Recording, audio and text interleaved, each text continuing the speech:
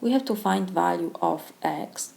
We have given triangle, and this triangle is equilateral because all sides are congruent.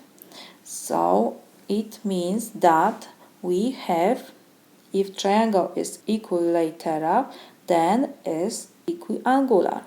So all these angles are congruent. We know that the measure of interior angles of a triangle is 180 degrees. So if we have, let's put that this is our A, B and C, and we have equiangular triangles, so measure of angle A is equal to measure of angle B is equal to measure of angle C. So we can write that measure of interior angles of our triangle is 3 times measure of angle A, and this is equal 180 degrees. And because measure of angle A is equal to measure of angle B, so I can write this, that this is 3 times measure of angle B is equal 180 degrees.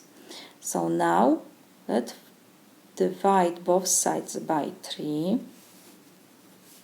So we have that measure of angle B is equal 60 degrees. We have given that the measure of angle B is given by this expression.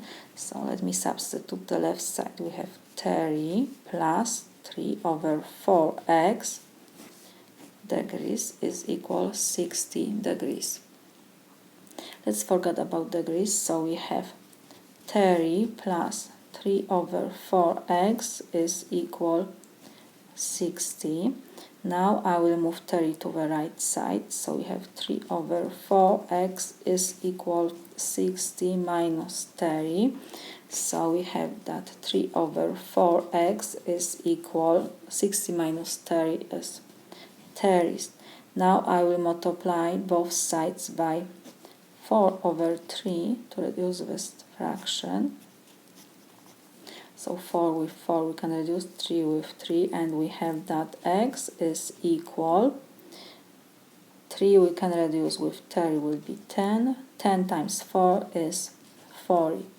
We found value of x. This is my solution.